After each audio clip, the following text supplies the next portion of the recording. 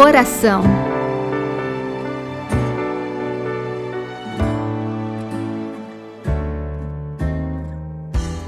Olá, meu irmão, minha irmã, sou o Padre Eliomar Ribeiro, diretor nacional do Apostolado da Oração, do Movimento Eucarístico Jovem, a rede mundial de oração do Papa no Brasil. E hoje nós vamos conversar sobre um tema muito querido nosso, que é a misericórdia. Jesus, o rosto misericordioso do Pai. Nós já tivemos um congresso, o primeiro congresso nosso do Apostolado da Oração, vocês se recordam? Quem ainda tem saudades do congresso e ainda quer ler textos bons, pode até adquirir conosco esse livro, Misericórdia de Coração a Coração, que são as 6 conferências daquele primeiro congresso nosso, celebrado em Itaici. A misericórdia, ela é um tema que tem voltado na literatura cristã, na espiritualidade. O Papa Francisco dedicou uma carta especial, Rosto da Misericórdia, Misericórdia Vultus, para falar dessa importância dessa misericórdia para o mundo de hoje. O Papa tem uma frase, eu diria assim, que deve se tornar um mandamento para nós. Ele diz que a misericórdia é a chave que abre a porta do céu. Para dizer exatamente do que significa a misericórdia em ação. Que às vezes nós podemos imaginar a misericórdia só como alguma coisa interna, só para nós mesmos. Então, a misericórdia torna-se viva, visível, atinge seu ápice mais pleno em Jesus. O Pai, rico em misericórdia, depois de ter revelado o seu nome a Moisés, como Deus misericordioso e clemente, vagaroso na ira, cheio de bondade e fidelidade, como nós encontramos lá no livro do Êxodo, não cessou de dar a conhecer de vários modos, em muitos momentos da história, o seu modo de ser, a sua natureza divina. Na carta, no Evangelho de São João, nós lemos exatamente isso. Na plenitude dos tempos, quando tudo estava pronto segundo o seu plano de salvação, Deus mandou seu Filho, nascido da Virgem Maria, para nos revelar de modo definitivo o seu amor. E Jesus vai dizer que quem o vê, vê o Pai. Foi essa afirmação feita a Filipe, que pediu a Jesus: mostra-nos o Pai. Com a sua palavra, os seus gestos, suas ações, seu modo de ser, toda a sua pessoa, Jesus vai revelando a misericórdia de Deus. Precisamos sempre contemplar esse mistério da misericórdia na nossa vida. É uma fonte de alegria, de serenidade, de paz, condição da nossa salvação. Misericórdia é a palavra que revela o mistério da Santíssima Trindade. É o ato último e supremo pelo qual Deus vem ao nosso encontro. A misericórdia é a lei fundamental que mora no coração de cada pessoa. Quando vê com olhos sinceros o irmão que encontra no caminho da vida. Vocês sabem que a palavra misericórdia vem de experiência do coração, É miséria do coração. Sentir a miséria, misericórdia, coração que sente então a miséria do outro e serve. É o caminho que une Deus ao homem, porque nos abre o coração à esperança de sermos amados para sempre, apesar da nossa limitação, apesar do nosso pecado. Há momentos que somos chamados, de maneira ainda mais intensa, a fixar o olhar de misericórdia, para nos tornarmos nós mesmos sinais eficazes do agir de Deus neste mundo. No Salmo, nós cantamos, sobretudo na Vigília Pascal, eterna é a sua misericórdia. É o Salmo 136. Ao mesmo tempo em que narra a história da revelação de Deus, em virtude da sua misericórdia, todos os acontecimentos do Antigo Testamento aparecem cheios de um valor salvífico profundo. A misericórdia torna, portanto, a história de Deus com Israel uma história de salvação. O fato de repetir continuamente eterna é a sua misericórdia, como faz o Salmo 136, parece querer romper o círculo de espaço e do tempo para inserir tudo no mistério eterno do amor.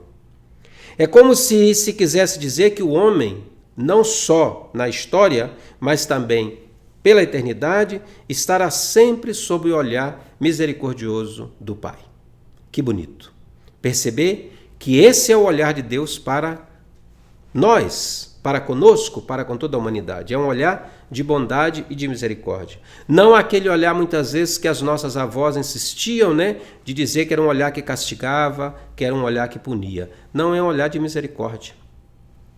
Não é por acaso que o povo de Israel tenha querido inserir neste salmo o grande Halel, como lhe chamam, nas festas litúrgicas mais importantes. Antes da paixão, Jesus rezou ao Pai com este salmo da misericórdia.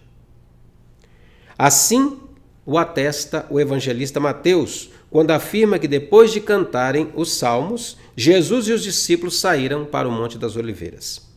Enquanto instituía a Eucaristia como memorial perpétuo dele mesmo e da sua Páscoa, Jesus coloca simbolicamente este ato supremo de revelação sob a luz da misericórdia. No mesmo horizonte da misericórdia, viveu Jesus a sua paixão, a sua morte, ciente do grande mistério de amor que se realizaria na cruz. O fato de saber que o próprio Jesus rezou o Salmo 136 torna para nós cristãos este salmo ainda mais importante e compromete-nos a assumir o refrão na nossa oração de louvor diária: eterna é a sua misericórdia. Já pensou se todos os dias, no final do nosso dia, quando fazemos o nosso exame diário, nós terminássemos com essa frase do salmo: eterna é a misericórdia do Senhor para conosco. A missão que Jesus recebeu do Pai foi a de revelar esse mistério de amor divino na sua plenitude. Primeira carta de São João: Deus é amor. Essa afirmação, que pela primeira e única vez aparece em toda a Escritura, descreve o evangelista João. Este amor torna-se visível, palpável em toda a vida de Jesus. A sua pessoa não é senão amor, um amor que se dá gratuitamente. O seu relacionamento com as pessoas que se aproximaram dele, manifesta algo de único e irrepetível. Os sinais que realiza, sobretudo para com os pecadores, as pessoas pobres, marginalizadas, doentes, atribuladas, decorrem sob o sinal da misericórdia. Tudo em Jesus fala de misericórdia. Nele não há nada que seja desprovido de compaixão. Vendo que a multidão de pessoas que o seguia estava cansada e abatida, Jesus sentiu no fundo do seu coração uma intensa compaixão por elas. Em virtude desse amor compassivo, Jesus curou os doentes que lhe foram apresentados. Com poucos pães e peixes saciou grandes multidões. Em todas as circunstâncias, o que movia Jesus era apenas a misericórdia, com a qual lia no coração das pessoas e dava resposta às necessidades mais autênticas que elas tinham. Quando encontrou a viúva de Naim, que levava seu filho único para sepultar, sentiu uma grande compaixão. Diz o texto que Jesus comoveu-se interiormente pela dor imensa daquela mãe em lágrimas e, ressuscitando seu filho, entregou-lhe de novo o seu filho. Depois de ter libertado o homem endemoniado, confia-lhe esta missão: conta tudo o que o Senhor fez por ti e como teve misericórdia de ti. A própria vocação de Mateus se insere nesse horizonte de misericórdia. Jesus passa diante do posto de cobrança, dos impostos, olha para Mateus, fixa-se nele, o convida. Era um olhar cheio de misericórdia, que perdoava os pecados daquele homem e, vencendo as resistências dos outros discípulos, escolhe-o a ele, um pecador público, para se tornar um dos 12. Nas parábolas dedicadas à misericórdia, no capítulo 15 de São Lucas, Jesus revela a natureza de Deus como a de um pai que nunca se dá por vencido, enquanto não tiver dissolvido o pecado e superada a recusa com a compaixão e misericórdia. Nós conhecemos essas 3 parábolas: a da ovelha perdida, a da moeda perdida e a do pai com os seus 2 filhos, podemos dizer também os 2 filhos perdidos, um que vai embora e o mais velho que permanece em casa. Nessas parábolas, Deus é apresentado sempre cheio de alegria, sobretudo quando perdoa, quando encontra. Encontramos nessas parábolas o núcleo do evangelho da nossa fé, porque a misericórdia é apresentada como a força que tudo vence, a força que enche o coração de amor e consola com o perdão. Temos depois outras parábolas, da qual tiramos uma lição para o nosso estilo de vida cristã. Interpelado pela pergunta de Pedro sobre quantas vezes era necessário perdoar, Jesus respondeu: não te digo até 7 vezes, mas até 70 vezes 7, para dizer uma equação infinita, perdoar sempre. Jesus também conta a parábola do servo sem compaixão. Convidado pelo Senhor a devolver uma grande quantia, suplica-lhe de joelhos e o Senhor lhe perdoa a dívida. E ele, imediatamente, ao invés de perdoar a dívida do seu colega, ele não perdoa. Então nós temos, assim, vários textos nos evangelhos que nos recordam. Somos chamados a viver de misericórdia, ser compassivos, porque Deus agiu de misericórdia para conosco. O perdão das ofensas torna-se a expressão mais evidente do amor misericordioso. E para nós cristãos é um imperativo que não podemos dispensar. Tantas vezes como parece difícil perdoar. E, no entanto, o perdão é um instrumento colocado nas nossas mãos frágeis para alcançar a serenidade do coração. As pessoas às vezes dizem assim: Padre Eliomar, eu perdoo, mas eu não esqueço. E eu digo, graças a Deus. Porque se já estiver esquecendo, é porque está com outro problema na vida, né? Alzheimer, não é verdade? Então não, a gente vai continuar recordando do mal que nos fizeram, mas isso não tem mais valor, não tem mais transcendência. Nós não estamos guardando mais mágoa, mais rancor de ninguém. A misericórdia gera isso na gente, ela nos coloca de pé. O perdão é um instrumento colocado nas nossas mãos para alcançar a serenidade do coração. Deixar de lado o ressentimento, a mágoa, o rancor, a violência, a vingança.